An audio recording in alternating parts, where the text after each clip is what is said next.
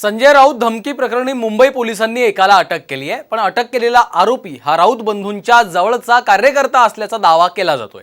पाहूयात हा रिपोर्ट। संजय राऊतांच्या धमकी प्रकरणात नवा ट्विस्ट। अटक केलेला आरोपी राऊतांचा निकटवर्तीय। सुरक्षा वाढवून घेण्यासाठी धमकीचा फार्स।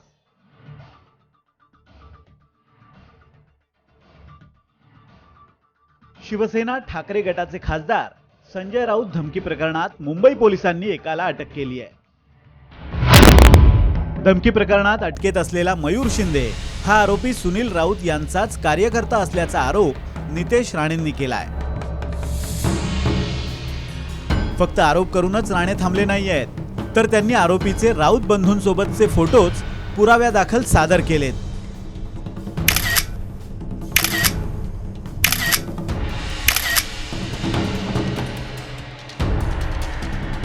एक 420 असल्यामुळे सगळ्याच बाबतीमध्ये एक नंबरचा खोटारडा असल्यामुळे भंपक माणूस असल्यामुळे आणि या फोटोमध्ये तो संजय राऊतच्या बाजूला दिसतोय। संजय राजाराम राऊत आणि त्याचा भाऊ एवढे मोठे भामटे आहेत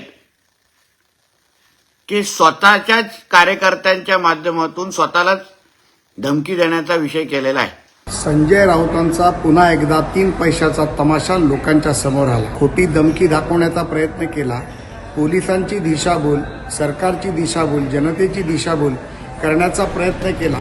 मनसेने सुद्धा या धमकी प्रकरणात गौड बंगाल असल्याचा संशय व्यक्त केला आहे। संजय राऊत धमकी प्रकरणात मयूर शिंदे नामक व्यक्तीला अटक केली आहे का, आणि केली असेल तर त्याने कोणाच्या सांगण्यावरून धमकी दिली हे जनतेला समजलंच पाहिजे। मुंबई पोलिसांनी ते जाहीर करावं, अशा शब्दात मनसे नेते संदीप देशपांडेंनी मुंबई पोलिसांनाच ट्विटरद्वारे थेट सवाल केलाय। या मयूर शिंदेला अटक झाली, हा या दोन्ही राऊत बंधूंचा अत्यंत जवळचा साथीदार आणि गँगस्टर तिथला। म्हणजे हे लोक लबाड नाहीत नुसते, तो मूर्ख सुद्धा आहे की कोणाकडनं आपल्याला धमकीचा फोन करू एवढं साधी अक्कल पण या दोघांना नाहीये। स्वतःला सिक्युरिटी मिळावी म्हणून हे चाललंय। तर राऊतांनीही या सवालांवर ट्विटरद्वारेच उत्तर दिलंय। हे महाशय सध्या भाजप किंवा मिंधे गटात असल्याचं समजलं। कधी काळी जवळ असलेल्या व्यक्तींचा वापर केला जातो। एकनाथ शिंदे या जवळच्या व्यक्तीस पकडून शिवसेनेचा काटा काढण्याचा प्रयत्न झाला तसा राजा ठाकूर प्रकरण फसल्यावर हे घडवलंय काय, असा प्रतिसवाल उपस्थित करत राऊतांनी शिंदे गट आणि भाजपलाच आरोपीच्या पिंजऱ्यात उभं केलंय। धमकी प्रकरणात आलेल्या या नव्या ट्विस्टमुळे आरोप प्रत्यारोपांना ऊत आलाय। आता पोलिसांच्या चौकशीतूनच खरं कोण आणि खोटं कोण याचा सोक्षमोक्ष लागेल ही अपेक्षा। ब्युरो रिपोर्ट, साम टीव्ही न्यूज। 2024च्या निवडणुकांच्या तोंडावर समान नागरी कायद्याची चर्चा पुन्हा एकदा सुरू झाली आहे। केंद्रीय कायदा आयोगानं यासाठी पुढाकार घेतलाय।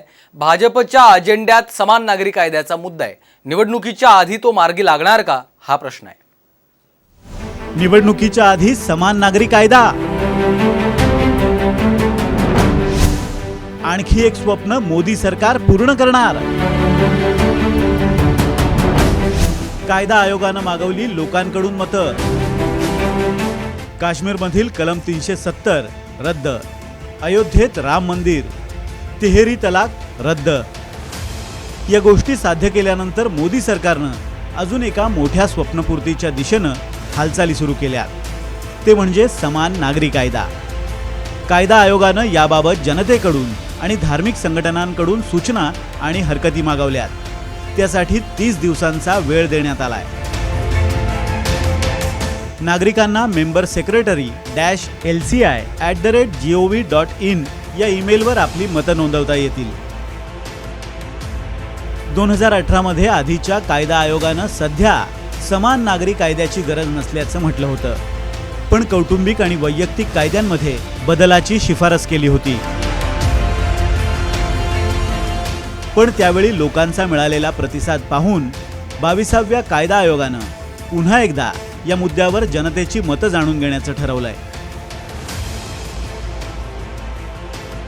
भारतात सध्या मुस्लिम, ख्रिश्चन आणि पारशी समाजासाठी स्वतंत्र कायदे आहेत, तर हिंदू, शीख, जैन आणि बौद्ध समाज हिंदू सिव्हिल लॉ अंतर्गत येतात. समान नागरी कायदा खरोखरच लागू झाला तर काय होईल ते सुद्धा पाहूयात. हा एक निष्पक्ष कायदा असेल ज्याचा कोणत्याही धर्माशी संबंध नसेल, म्हणजेच सर्व धर्मांना एकसारखाच कायदा असेल. सर्व समाजांमध्ये एकसारखाच कायदा लागू होईल. सर्व धर्मात लग्न, घटस्फोट किंवा तलाक आणि संपत्तीचं वाटपही एकाच कायद्याच्या आधारे होईल. तर महिलांच्या बाबतीत भेदभाव करणाऱ्या वैयक्तिक कायद्यांमधल्या अनेक तरतुदींना यामुळे मूठ माती मिळेल. पण समान नागरी कायद्याबाबत मुस्लिम, ख्रिश्चन इतकंच काय तर हिंदूंमध्येही मतभेद आहेत. या कायद्यामुळे त्यांचं विशेषत्व धोक्यात येण्याची भीती त्यांना वाटू लागली आहे. शरीयत कायदा अल्लाहची देणगी असल्यानं त्यात कुणीच दुरुस्ती करू शकत नाही अशी मुस्लिमांची भूमिका आहे. तर ख्रिश्चनांमध्ये कॅथलिक पंथात घटस्फोट पद्धत नाही आहे. प्रोटेस्टंट्समध्ये मात्र घटस्फोट पद्धत आहे. याशिवाय हिंदूंमध्ये शेकडो पोटजाती आहेत ज्यांच्या लग्नाच्या परंपरा आणि नियम हे वेगवेगळे आहेत. 2014च्या लोकसभा निवडणुकीपूर्वी समान नागरी कायदा आणून निवडणुकीचा अजेंडा सेट करण्याचा मोदी सरकारचा विचार आहे का, असा प्रश्न त्यामुळे निर्माण झालाय. पण सगळ्यांना समान म्हणजे नेमकं काय हे जोपर्यंत स्पष्ट होत नाही तोपर्यंत त्याच्यावरच्या चर्चेला नेमका सूर सापडत नाही. तोपर्यंत केवळ बायनरीमध्ये म्हणजे या कायद्याला कोणताही विरोध करतो, मग अल्पसंख्य विरोध करतात का, म्हणून मग बहुसंख्यांना तो योग्य वाटतो का, या प्रकारची जे बायनरीमध्ये चर्चा होते. भारतासारख्या कमालीची विविधता असलेल्या आणि गुंतागुंत असलेल्या देशात समान नागरी कायदा आणणं हे एक मोठं आव्हान आहे. पण 2019च्या निवडणुकीच्या तोंडावर जसा राम मंदिराचा मार्ग प्रशस्त झाला तसाच 2024च्या आधी समान नागरी कायदाही प्रत्यक्षात येणार का हे पाहावं लागेल. ब्युरो रिपोर्ट, साम टीव्ही न्यूज.